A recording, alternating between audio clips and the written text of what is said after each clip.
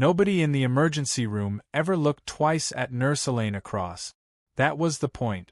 She kept her head down. She spoke in a quiet voice.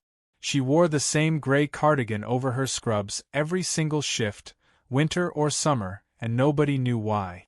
Nobody knew that underneath that cardigan was a scar shaped like a starburst, just below her collarbone. Nobody knew her hands, so steady when she started and had once held a rifle steady too. For 6 years, she had been nobody. And she needed it that way. Then, on a Tuesday night in October, a gurney came through the double doors with a man on it who should not have still been breathing. And when the paramedic shouted his name, Elena's whole body went cold. Because she knew that name. She had buried that name. And in less than 60 seconds, everything she had spent 6 years hiding was about to come apart. Before we go further, welcome to Silent Heroes. If you're watching this late at night like a lot of our viewers do, drop a comment and tell us where you're tuning in from. And take a guess. What do you think Elena used to be before she became just a nurse? Type your answer below. Now, if you haven't already, hit subscribe, because the next story is already waiting after this one. Alright, back to Elena. By 6:40 that evening, 3 hours before the gurney came through the doors, Mercy West Hospital had looked like any other Tuesday. Mercy West sat on the edge of a mid-sized city, the kind of place with more strip malls than skyscrapers, more diners than fine dining. The ER was small, understaffed, and smelled permanently of antiseptic and burnt coffee. Elena had chosen it on purpose. Small hospitals didn't run background checks the way big trauma centers did. Small hospitals didn't ask questions if you kept your head down and your work clean. She was 34 years old, though most of the younger nurses guessed older, because of the way she moved. Careful, economical, like every motion had already been calculated twice before her body committed to it. Her eyes were pale gray, the kind of gray that didn't invite conversation. Her hands were calloused in places office hands shouldn't be calloused. She kept them hidden in her pockets when she wasn't working. She had learned the fastest way to survive was to make herself small. Small enough that nobody asked where Elena Cross came from, because Elena Cross didn't exist 8 years ago. There had been someone else then. Someone with a different name, a different rank, a different life that ended one night in a place Elena refused to let herself think about, even now, even in the quiet hours before dawn when the memories tried to climb back in through the cracks. She told herself the same 3 rules every single morning before her shift, the way some people said a prayer. Do not raise your voice, no matter what he says. Do not correct him in front of the patient. Do not let anyone see your hands shake, because shaking hands ask questions. He was Dr. Preston Hale, the attending physician who ran the ER floor like it was his personal kingdom, and everyone else was staff assigned to worship him. Preston Hale was 51 years old, silver-templed, always a half-step too loud when other doctors were in earshot. He had built his reputation on being the man who never panicked, except Elena had watched him panic plenty of times, quietly, the fear just dressed up as confidence and volume. Cross. He liked to say her name the way some men said a word they found slightly distasteful. Try to keep up this time. Not everyone can handle real medicine. He said it in front of patients. He said it in front of new residents, so they'd learn the pecking order fast. He said it especially in front of Grace Whitfield, an 81-year-old widow in bed 6 who came in twice a month for her heart condition and had, somehow, over the past year, become the only person at Mercy West who ever really looked at Elena. You're not what you're pretending to be, Grace told her once, gripping Elena's wrist with surprising strength for a woman her age. I don't know what you're hiding, sweetheart. But I see it. I see it in the way you check the door before you check the monitor. Elena had laughed it off that day. Told Grace she was imagining things. But she never forgot the way the old woman's eyes had held hers. Not suspicious, not afraid. Just certain. Grace would come back into this story. Not yet. But soon. For now it was 9:52 on a Tuesday night, and the doors of Mercy West's ambulance bay were about to burst open. Sirens screamed into the parking lot outside, red and blue light strobing against the glass doors before the doors themselves had even opened. A voice crackled over the radio at the nurse's station, urgent, fractured by static. Multiple GSW, male, 30s, unresponsive on arrival, BP dropping, we need a trauma team now. Preston Hale was already moving, chest puffed out, barking orders before he'd even seen the patient. Trauma 1. Somebody get me a line in him, let's move, people move. And Elena Cross, quiet, invisible Elena Cross, felt her pulse do something it hadn't done in 6 years. She felt it settle, slow down, sharpen. The old rules were already dissolving, one by one, and she didn't fully understand why yet, not until the doors slammed open and she saw his face. The doors slammed open and the gurney came through fast, wheels screaming against the tile. Elena saw him for less than 2 seconds before the trauma team swallowed him into the bay. Broad shoulders, jaw clenched even unconscious, a tattoo just visible at the collar of his ripped shirt, a trident, faded, half-hidden under blood. She knew that tattoo. She had seen 100 like it. She had once worn one just like it herself, in a place on her body nobody at Mercy West had ever seen. BP 70 over 40 and dropping, a paramedic shouted, breathless. GSW to the lower abdomen, possible second entry wound, we lost a pulse twice in transport. Preston Hale snapped on gloves like he was stepping onto a stage. Get me imaging, get me 2 units ONEG, somebody page surgery. He was loud. He was fast. He was, Elena registered immediately, doing it wrong. She had learned the fastest way to survive was to make herself small, and small people did not contradict Dr. Preston Hale in front of a dying man. But her eyes had already gone to the monitor, already caught what he hadn't. The rhythm was wrong. Not just fast, irregular, with a pattern underneath it that she recognized from another lifetime, in another building that didn't smell like antiseptic and burnt coffee. Tension pneumothorax.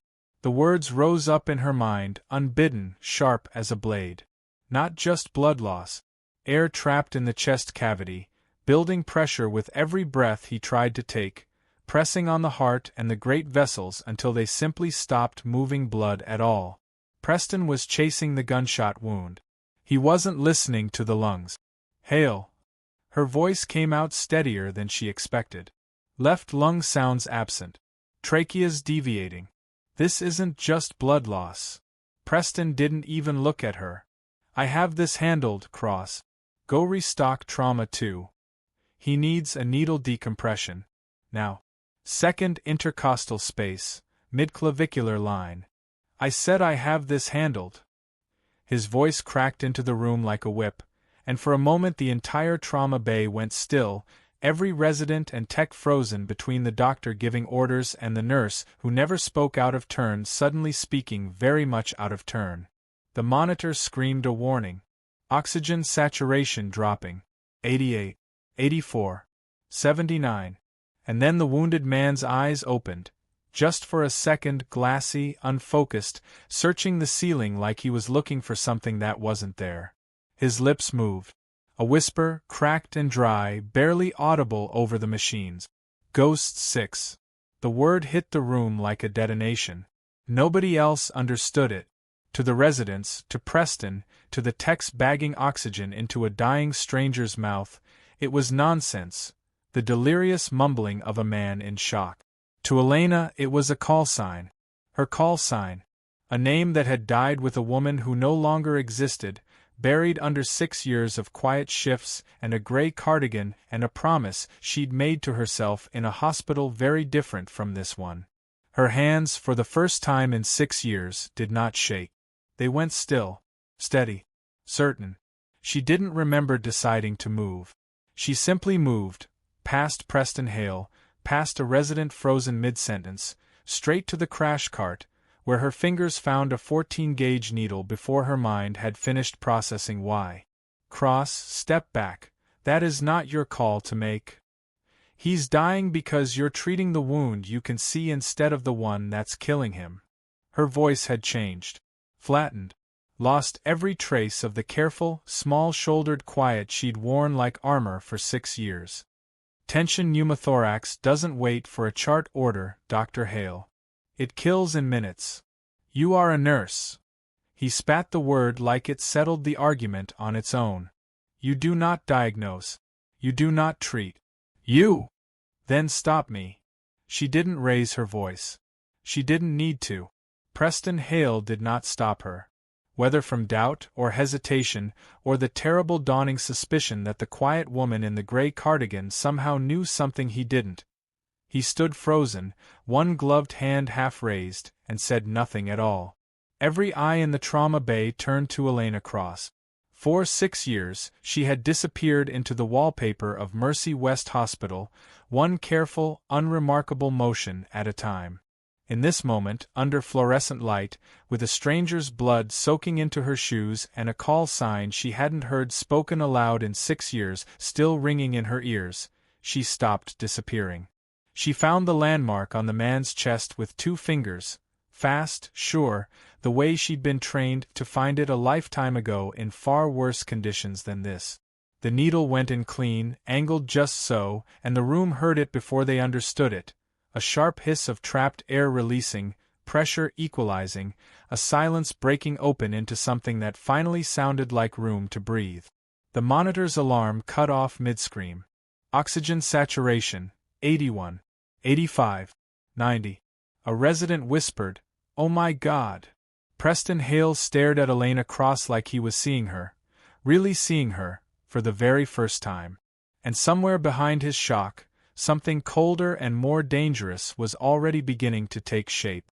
Because a man like Preston Hale did not forgive being made small in front of a room full of witnesses.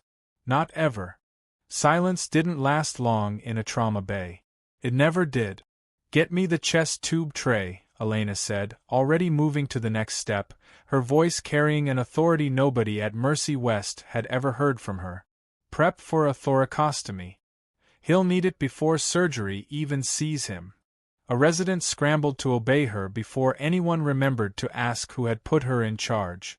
For nearly 4 minutes, Elena Cross worked on the wounded man like she had done it 1,000 times before, because she had.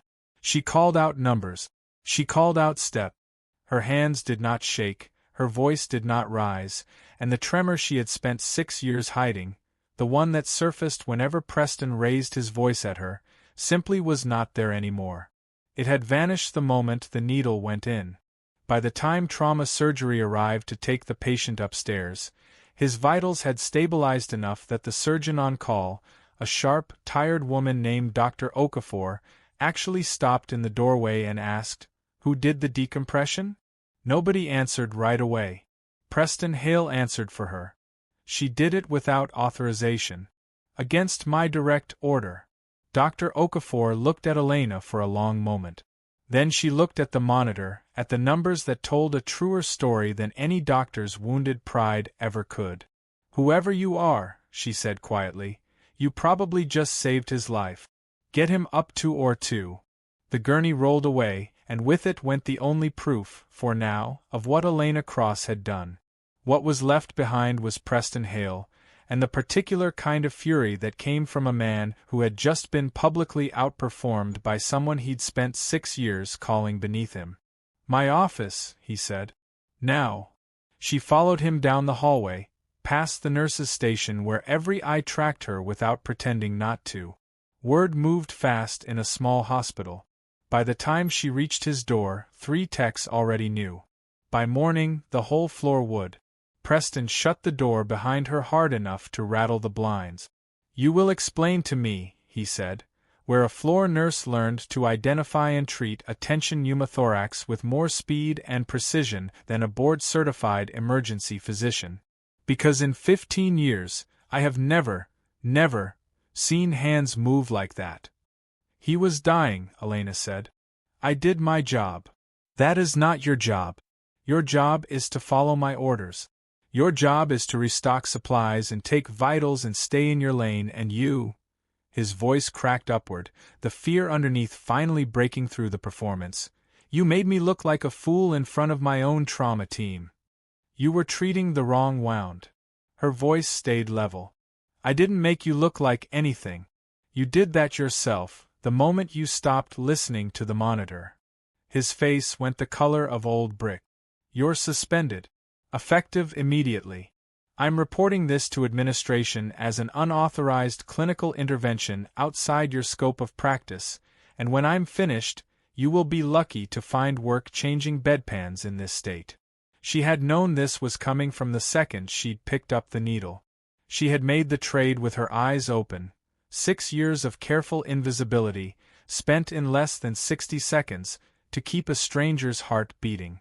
She did not regret it. Not for 1 second. "No," she said. "I am just done hiding." He blinked, thrown by the flatness of it, the total absence of fear in a voice that had spent 6 years pitched carefully quiet around him. "Excuse me.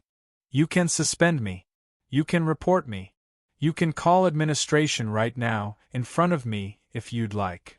She met his eyes without flinching, for the first time in 6 years letting him see exactly how little his volume actually frightened her. "But that man upstairs is alive because I didn't stay in my lane tonight, Dr. Hale. And I would do it again in the next 60 seconds if I had to." Outside his office door, a small crowd had gathered. Nurses, a tech, even Grace Whitfield, wheeled out to the hallway by an aide for a smoke break she wasn't supposed to be having, watching the scene through the blinds with sharp, knowing eyes. Word had already begun to travel. Not just that Nurse Cross had done something extraordinary, but that Dr. Hale, red-faced and shouting behind a closed door, was trying to punish her for it.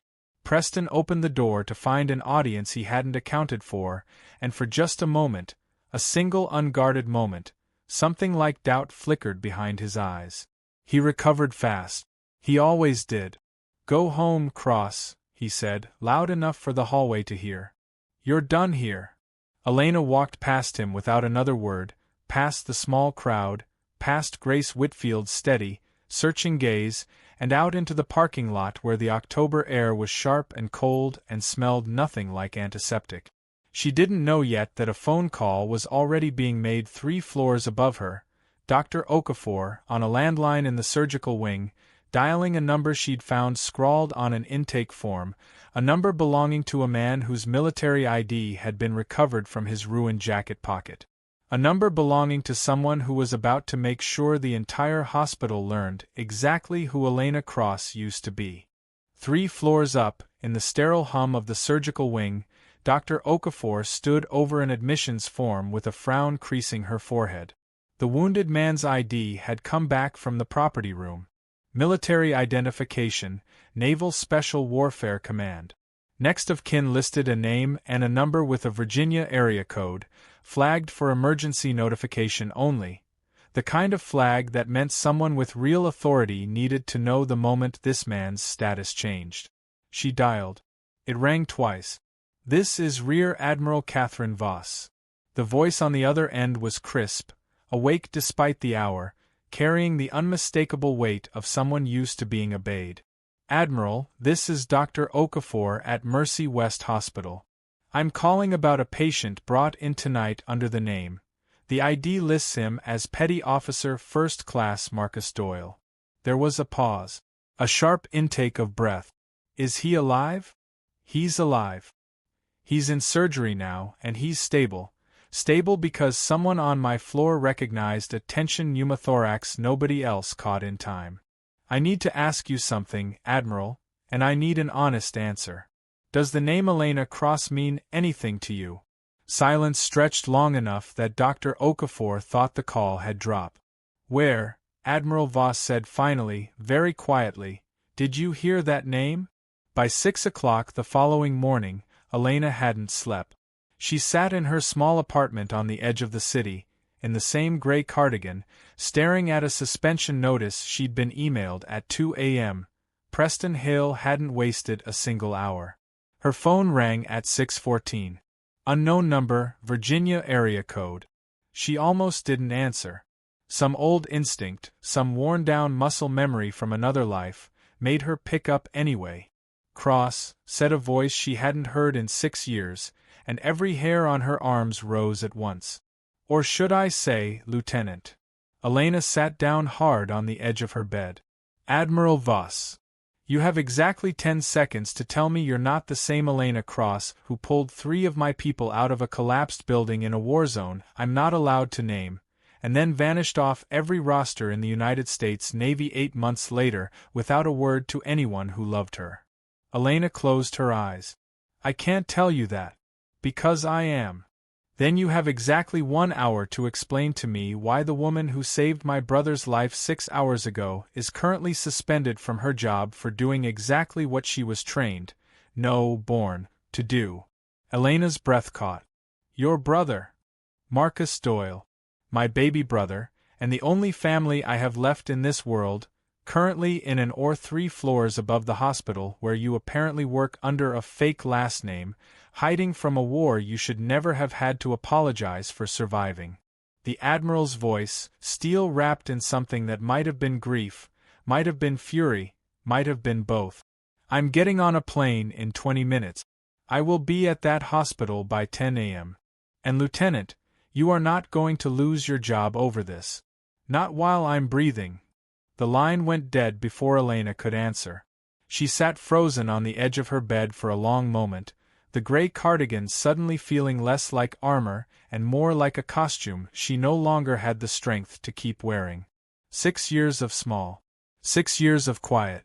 6 years of make yourself invisible, make yourself forgettable, make yourself nothing at all, because the last time you were something, people died and you lived and you have never once forgiven yourself for that math. It had taken one whispered call sign, one stranger bleeding out on a gurney, to undo all of it in a single night. She thought of Grace Whitfield's steady eyes. "You're not what you're pretending to be." She thought of Preston Hale's face, red and furious, threatening to end a career he didn't even understand. At 9:47 that morning, Elena walked back through the doors of Mercy West Hospital, not as staff, since her badge had already been deactivated, but as a visitor because some quiet, stubborn part of her needed to see Marcus Doyle's face when he woke up. She didn't make it to his room. She made it as far as the 3rd-floor waiting area, where Preston Hale was holding court with 2 members of hospital administration, recounting, loudly, for the benefit of anyone listening, his version of the previous night's events. A nurse who overstepped her role. A dangerous, unauthorized intervention. A liability the hospital could not afford to keep on staff. He didn't hear the elevator doors open behind him. He didn't see Rear Admiral Catherine Voss step out in full dress uniform, 3 decorations catching the fluorescent light, flanked by 2 officers in navy blues, her expression the particular calm of a woman who had spent 30 years learning exactly how to walk into a room and take control of it without raising her voice once. "Which one of you," Admiral Voss said, "is Dr. Preston Hale?" The waiting area went silent so fast it was almost violent. Preston Hale turned, half a sentence still hanging in his mouth, and found himself facing a woman whose uniform alone made hospital administrators straighten their spines without being told to. "I am," he said, recovering just enough composure to sound like a man still in charge of something. "And you are?" "Rear Admiral Catherine Voss, United States Navy." She didn't extend a hand. "I understand you suspended a nurse last night for saving my brother's life." Preston's mouth opened, closed. One of the administrators beside him, a thin, nervous man named Mr. Faraday, cleared his throat. "Admiral, if you'll allow us to explain the hospital's policy on scope of practice." "I don't care about your policy." Voss's voice didn't rise. It didn't need to. "I care about the fact that a woman who once held the rank of lieutenant in a Joint Special Operations Medical Unit, a woman with a Silver Star, a Purple Heart, and a service record most of the men in this building couldn't survive reading, let alone living, walked into your emergency room, identified a lethal injury your attending physician missed, and corrected it in under 90 seconds. And your response was to threaten her career." Preston Hale's face drained of color in stages, like watching a tide go out. Elena Cross, he said slowly, is a nurse. There's no record of any of that in her file. No military service listed, no. There wouldn't be. Voss's gaze was flat, unblinking. Because Elena Cross isn't the name she served under. And frankly, Doctor, that was her right, to disappear, to rebuild a life away from a war that took more from her than any of you will ever understand. What was not her right to lose was her job, for doing the one thing she has always done better than anyone else in a room. Saving lives when everyone around her freezes. The waiting area had filled without anyone quite noticing, nurses drifting in from the hallway, a tech pretending to check a chart, Dr. Okafor standing near the elevator with her arms crossed and something almost like satisfaction on her tired face. And near the back, wheeled in by an aide who'd heard the commotion and abandoned all pretense of discretion, sat Grace Whitfield, watching the whole scene with sharp, delighted eyes, like she'd known this moment was coming for a year. Lieutenant Elena Cross, Admiral Voss continued, turning now so the growing crowd could hear every word, served 4 tours. She ran a forward surgical team in conditions most trauma surgeons in this country will never be trained for. She personally stabilized 11 wounded soldiers during a single engagement that most of the men who were there still don't talk about, including the one lying 3 floors above us or right now, who happens to be my little brother. She let that settle. The room was dead silent. So I am asking you, Dr. Hale, in front of your entire staff, do you have any evidence at all, that Lieutenant Cross's intervention last night was anything other than exactly correct? Preston opened his mouth. Nothing useful came out. She went outside her authorized scope. She saved a life you were about to lose. Voss's voice finally sharpened, just slightly, just enough to cut. I've read the monitor logs Dr. Okafor pulled this morning. Oxygen saturation at 79% and dropping when she intervened. 90% within 4 minutes of her decompression. You want to explain to me, in front of your board, what your treatment plan was for a collapsing lung you never identified. Silence. That's what I thought, Voss said quietly. Preston Hale's last defense collapsed the way cheap scaffolding does, all at once and ugly. This is outrageous, he snapped, his voice climbing into the register Elena knew too well, the one that meant fear dressed up as fury. I built this trauma floor's reputation for 15 years, and I will not be lectured by military theatrics in front of my own staff, over a nurse who deliberately deceived this hospital about her qualifications. She didn't deceive anyone, came a new voice, quiet but absolutely steady, from the edge of the waiting area. Every head turned. Elena Cross stood in the doorway, still in her gray cardigan, her pale eyes no longer avoiding anyone's gaze. I never lied on an application, Dr. Hale, she said. I have every nursing credential this hospital requires. What I didn't do was volunteer a past that was mine to keep private, until a man's life depended on it not staying private anymore. She walked further into the room, and something in the way she moved had changed since the last time most of these people had seen her. No longer small, no longer folded inward, just tired and finally done pretending otherwise. You called me incompetent in front of patients for 6 years, she said to Preston, her voice even, almost gentle, which somehow made it worse. You called me a liability last night for doing my job better than you did yours. I let you, because I needed to disappear more than I needed to be right. She paused. I don't need to disappear anymore. Preston Hale looked around the waiting area, at the administrators no longer meeting his eyes, at the nurses who'd gathered in the hallway, at Admiral Voss's unwavering stare, and understood, all at once, that the ground beneath his 15 years of reputation had just opened up. This isn't over, he said, but even he seemed to hear how hollow it sounded now. No, Admiral Voss agreed. It isn't. Because I'd like to know, Doctor, why a man with your record has had 3 formal complaints filed against him in the last 2 years, all buried, all quietly settled, for exactly this pattern. Missing critical diagnoses, blaming staff, and I intend to find out who's been helping you bury them. Something flickered behind Preston Hale's eyes. Not just fear now. Something closer to panic. Preston Hale's silence lasted a beat too long. It was Dr. Okafor who broke it, stepping forward with the particular calm of someone who had been waiting a long time to say something out loud. I can answer that, actually. She looked at Mr. Faraday, the administrator, whose nervous energy had curdled into something closer to dread. Because I filed one of those complaints myself. 18 months ago. Missed diagnosis, ruptured appendix, patient nearly died in recovery. I was told it had been reviewed and addressed internally. That is a confidential personnel matter, Faraday said quickly, too quickly. It was confidential, Okafor said, because someone made sure it stayed that way. I always wondered why nothing came of it. I think I'm starting to understand. Admiral Voss's eyes moved from Preston Hale to Faraday and back again, cataloging something with the patient precision of a woman who had spent 30 years learning to read a room for exactly this kind of rot. Mr. Faraday, she said, I'd like to see this hospital's quality assurance files for the last 3 years. Today. Before I leave this building. Admiral, I don't have the authority to simply. Then find someone who does. Because right now what I'm looking at is a pattern.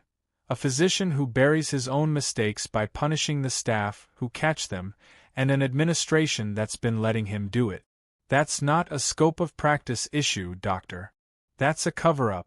And I intend to find out exactly how deep it goes, starting with why a good nurse, a decorated nurse, has been made to feel small in this building for 6 straight years. Preston's jaw worked, but no sound came out. Around him, something in the room's balance had tipped so completely that even the administrators seemed to be putting careful distance between themselves and him, the way people stepped away from something about to fall.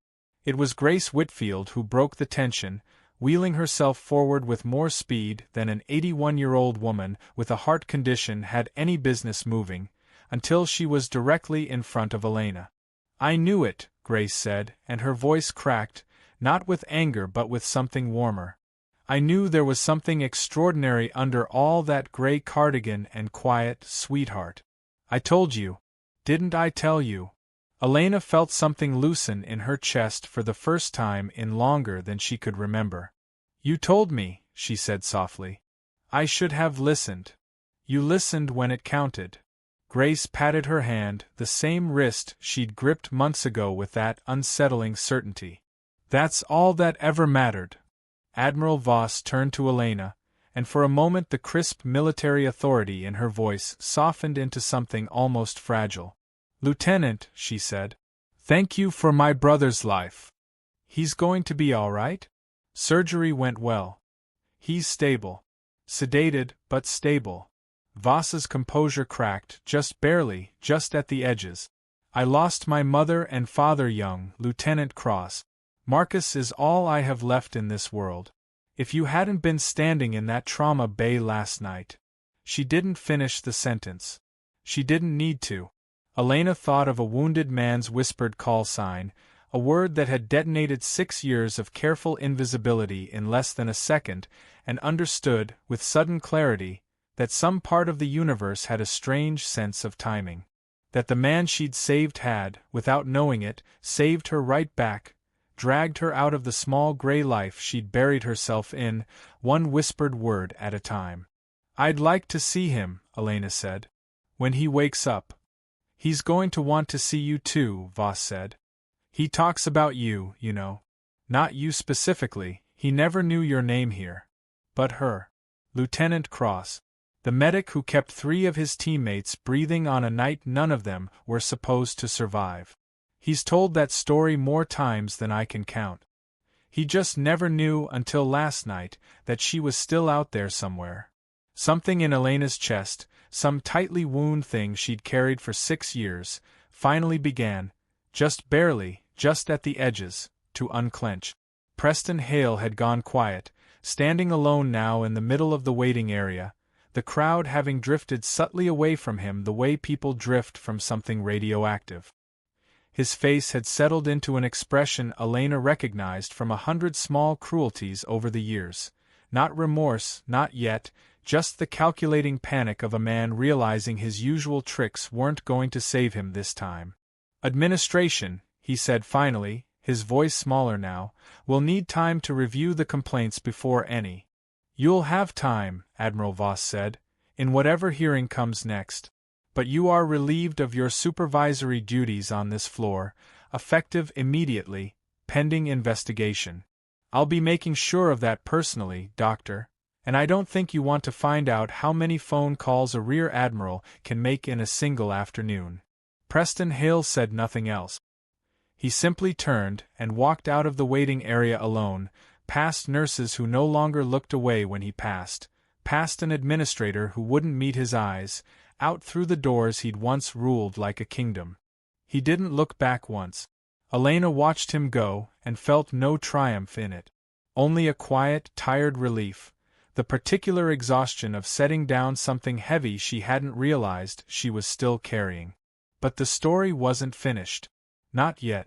Because 3 floors below, in the hospital's records office, a single folder was about to go missing, a folder with Preston Hale's name on it, and a financial connection none of them had uncovered yet. The records office at Mercy West sat in the basement, windowless, lit by humming fluorescent tubes, staffed by a single overworked clerk named Denny who had worked there long enough to know exactly which doctors asked for which files a little too often. Preston Hale had asked for one particular folder 11 times in the past 2 years. Denny didn't think much of it, until the afternoon a rear admiral's investigator showed up with a court order and a request for every quality assurance file touching Dr. Preston Hale's name, and Denny went to the shelf and found the folder simply wasn't there.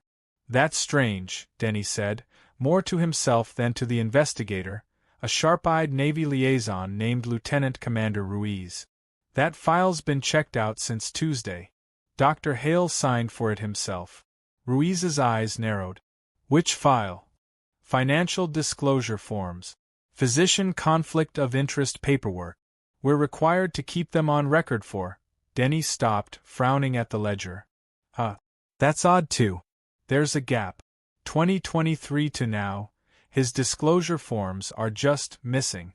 Like they were never filed at all."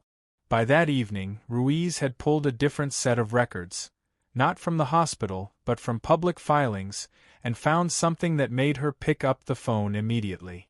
Preston Hale sat on the medical advisory board of a pharmaceutical trial. A promising new anticoagulant, fast-tracked, heavily funded, still in Phase 3 testing. Hale's name appeared as a paid consultant, drawing a 6-figure annual stipend that had never once appeared on his hospital conflict of interest disclosures, a legal requirement he had simply never filed. And buried in the trial's enrollment data, a pattern emerged that made Ruiz's stomach turn. Mercy West's ER had an unusually high rate of patients enrolled in that same trial. Patients who came in with cardiac or clotting complications. Patients whose treatment plans, more often than administrators would like to admit, involved the very drug Hale was being paid to promote. Sometimes, the record suggested, instead of established, safer treatments that had simply been slower or less profitable for the trial's sponsor. Marcus Doyle's chart flagged for the same trial.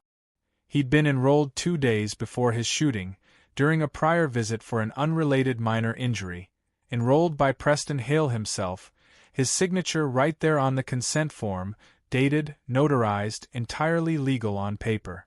Except Marcus Doyle had no memory of consenting to anything. Elena learned all of this the following morning, sitting in a quiet conference room with Admiral Voss, Lieutenant Commander Ruiz, and Dr. Okafor, a stack of printed records between them. "He's been funneling patients into a trial that pays him," Ruiz said flatly. "Missing complications, misreading vitals, delaying real treatment, because the trial protocol requires the experimental drug to be administered before any conventional intervention, and every enrolled patient means another payment." Marcus almost died because Hale gave him a blood thinner that shouldn't have been anywhere near a fresh gunshot wound, on a night Hale wasn't even the one who admitted him. Elena went very still.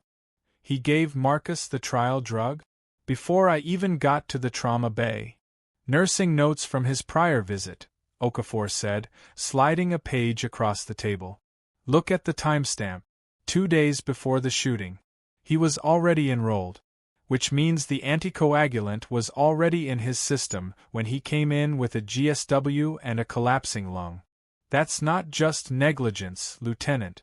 That's a man who created the exact medical crisis he then completely failed to treat. The room went quiet. He didn't miss the pneumothorax by accident, Elena said slowly, piecing it together in real time, feeling something cold settle low in her stomach. He gave a bleeding, trauma patient a drug that would have made any internal bleeding catastrophically worse, and then he stood there and watched him die instead of listening to his own equipment, because pulling him from the trial would have meant admitting what he'd done. That's attempted murder by negligence at minimum, Ruiz said. At worst, if we can prove intent, if he knew the risk and enrolled him anyway for the payout, it's a great deal worse than that. Admiral Voss's face had gone hard and still, the particular stillness of a woman holding back something enormous. He nearly killed my brother for a consulting fee. We need his financial records, Ruiz said. Bank statements, the full trial contract, everything. And we need it before he has time to destroy what's left. Which was, of course, exactly what Preston Hale was doing at that very moment, 3 floors above them, in his office, feeding a shredder with documents as fast as his shaking hands could manage, sweat beading at his hairline, his career and possibly his freedom collapsing around him 1 page at a time. He didn't hear the door open behind him. He didn't see Elena cross-step into the doorway, flanked by Lieutenant Commander Ruiz and 2 hospital security officers, until her voice cut through the grinding whine of the shredder. Going somewhere, Doctor? Preston Hale spun around, papers scattering from his hands, and for the first time in 6 years, Elena watched real, unguarded fear cross his face. Not the performance of a man afraid of losing an argument, but the raw panic of a man who understood, all at once, that he had finally run out of room to hide. The shredder kept running, chewing uselessly at empty air, until one of the security officers reached past Preston Hale and switched it off. Step away from the desk, Doctor, Ruiz said, already scanning the scattered pages on the floor for anything still readable. This office is now part of an active investigation. Anything you destroy from this point forward, we'll assume was destroyed because it was damning. You have no authority here, Preston said, but his voice had lost its edge entirely, thin and cornered now. I have a federal investigator's badge and a court order, Doctor. That's more authority than I need. Ruiz knelt, gathering pages, and one caught her eye, a bank statement, half shredded, the account holder's name still legible. Preston Hale Consulting, LLC. That wouldn't happen to be the account your trial stipends get deposited into, would it? Preston said nothing. His silence was answer enough. Elena stood in the doorway and watched a man who had spent 6 years making her feel small crumble in real time, and found, to her own surprise, that she felt nothing like the satisfaction she might have imagined. Only a kind of tired sadness, for Marcus Doyle, for every other patient quietly enrolled without full understanding of what they'd consented to, for a hospital that had let one man's ego and greed hide behind a badge that was supposed to mean do no harm. How many patients? She asked quietly. Preston looked at her, and something in his face, the fear, the calculation, the desperate scrambling for an exit that no longer existed, finally gave way to something smaller. Something almost pathetic. I didn't mean for anyone to get hurt, he said. The drug is safe. The trial data is good. I just needed the numbers, the enrollment quota, the funding was going to fall through if I didn't. How many patients, Dr. Hale? 41, he said, so quietly it was almost a whisper. Since the trial started. 41 names. 41 people who had trusted him with their lives, some of whom, Elena suspected, would need to be found and warned, their charts reviewed, their outcomes reassessed. It would take weeks, months maybe. It was already, in its own quiet way, larger than anything that had happened in the trauma bay 2 nights ago. "You're going to help Lieutenant Commander Ruiz identify every one of them," Elena said. "Today. Because whatever happens to you after this, and I suspect it will be considerable, those 41 people deserve to know what was really in their bloodstream, and why." Preston Hale, stripped of his volume, his authority, his 15 years of carefully cultivated reputation, simply nodded. Security escorted him out a few minutes later. Not in handcuffs, not yet, that would come after formal charges were filed, but under close watch, his hospital ID confiscated at the door, his career at Mercy West finished before lunch. He didn't get a last dramatic line. He didn't get a final act of defiance. He simply walked out, smaller than Elena had ever seen him, past the same nurse's station where he'd once humiliated her in front of new residents to teach them the pecking order. Nobody watched him go with pity. By that afternoon, the story had already begun to travel, not just through the hospital, but beyond it, a local news van pulling into the parking lot by 4 o'clock, drawn by a tip about a decorated Navy medic and a physician under federal investigation for a pharmaceutical kickback scheme. Elena didn't want the cameras. She'd spent 6 years avoiding exactly this kind of attention, and some old instinct still recoiled from it, even now. But there was one thing that mattered more than her discomfort. Marcus Doyle was awake. She found his room on the 4th floor a little after 5, Admiral Voss standing sentinel at the door, and for a moment Elena hesitated on the threshold, the old habit of shrinking herself trying to pull her back one more time. Marcus Doyle looked up from the bed, pale, bandaged, tube still trailing from his arm, and when he saw her his cracked, exhausted face broke into something that looked almost like disbelief. "It's you," he said, his voice hoarse. "The medic. From Kandahar. I've told that story so many times I started to think I made it up." "You didn't make it up," Elena said, stepping closer. "You pulled me and 2 others out of a building that came down 4 minutes after you did." His eyes were wet now, unashamed. "I never even got your real name. They just called you Ghost 6, Elena finished quietly. "I know. I heard you say it. That's how I knew." Marcus laughed, a broken, disbelieving sound. 6 years, and you're the reason I'm alive twice now. First in a war zone nobody talks about, and now in some strip mall hospital in the middle of nowhere. Elena felt her eyes burn, and did not fight it this time. "I didn't think I'd ever hear that name again," she admitted. "I didn't think I wanted to. And now..." She thought of Grace Whitfield's steady certainty, of Admiral Voss's unwavering authority in a hospital waiting room, of a shredder grinding to a stop, and 41 names that needed her to keep standing here, in the light, instead of folding herself back into the shadows. "Now," Elena said, "I think I'm done running from it."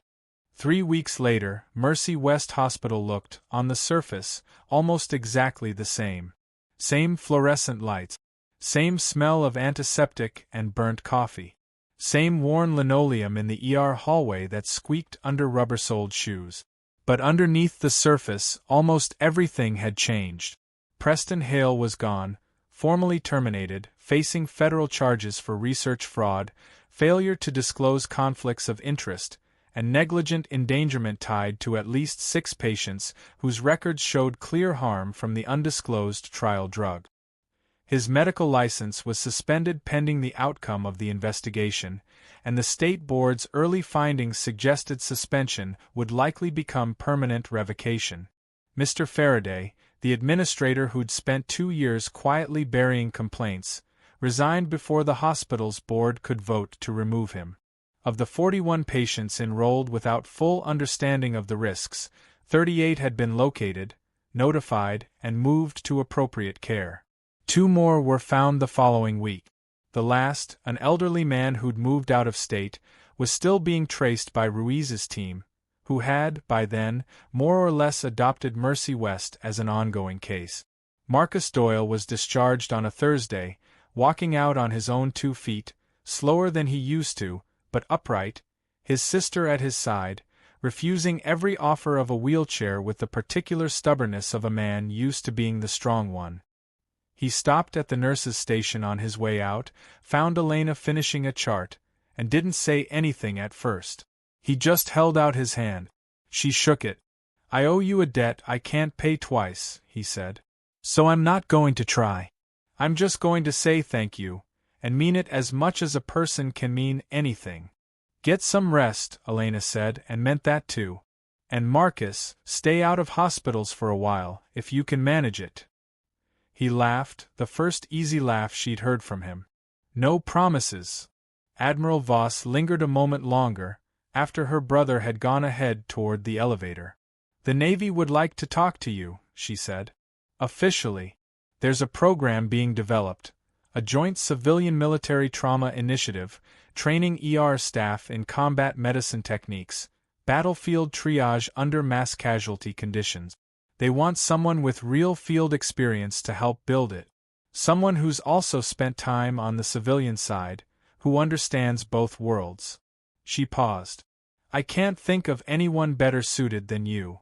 Elena felt something in her chest that had been clenched for 6 years finally, fully let go. "I'd need to think about it," she said.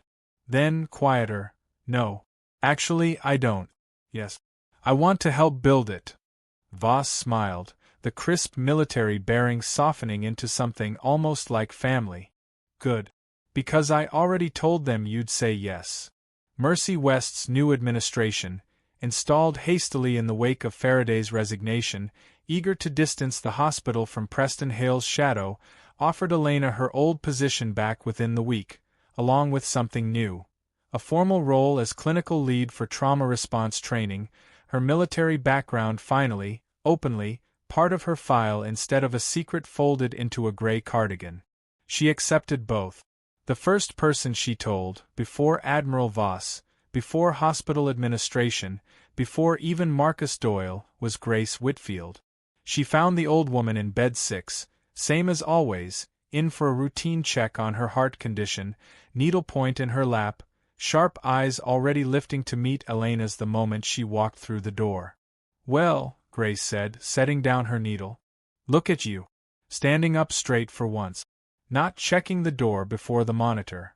Elena sat on the edge of the bed, the way she had 100 times before, except this time there was nothing left to hide. "I wanted you to be the first to know. They're giving me a program. Training other nurses and medics. Real trauma protocols, combat medicine, the kind of thing that saved that man's life 3 weeks ago." Grace's eyes glistened, though her voice stayed steady, teasing. "I told you there was something under all that quiet." "You did." Elena took the old woman's hand, the same hand that had gripped her wrist a year ago with such certainty. "You were the only one who ever really looked at me here. Before any of this happened. That's what old women are for, sweetheart," Grace said, patting her hand. "Seeing what everyone else is too busy to notice." The new program was named 2 months later. Not for Elena, though she'd been offered the honor and quietly declined it. It was named the Doyle Cross Combat Trauma Initiative, at Admiral Voss's insistence, a small brass plaque mounted outside a newly renovated training wing on the hospital's 3rd floor. Elena stood beneath that plaque on its first day, watching a room full of nurses and medics, some career civilians, some prior military like herself, practice needle decompressions on training mannequins, her voice steady as she walked them through the same steps that had once, in the space of 90 seconds, undone 6 years of careful hiding. She no longer wore the gray cardigan. She hadn't needed it in weeks. For the first time and longer than she could remember, Elena Cross, Lieutenant Elena Cross, both names finally hers to claim in the same breath, was not disappearing into any hallway, any wallpaper, any quiet corner built to keep her small. She was simply, entirely herself. There is a particular kind of strength that doesn't announce itself. It doesn't raise its voice. It doesn't need a uniform or a title to be real. Sometimes it looks like a quiet nurse in a gray cardigan, checking the door out of habit nobody else understands, carrying a whole life nobody else can see. Elena Cross spent 6 years believing that hiding was the only way to survive what she'd lived through. It took one whispered word, one dying stranger, one single act of courage she couldn't talk herself out of, to prove her wrong. Sometimes the bravest thing a person can do isn't the moment they act, it's the moment afterward, when they finally stop apologizing for who they've always been. She never went back to being invisible. She didn't need to. Because the truth, once it's out in the light, has a way of never fitting back into the dark. Grace Whitfield still comes in twice a month for her heart condition. She still sits in bed 6, needlepoint in her lap, and every single time, she tells any nurse who'll listen the story of the quiet woman she always knew was extraordinary, long before the rest of the world caught up. If this story moved you, hit that like button. It genuinely helps this channel reach more people who need a story like Elena's. Subscribe to Silent Heroes if you haven't already, because we bring you a new one just like this every single week.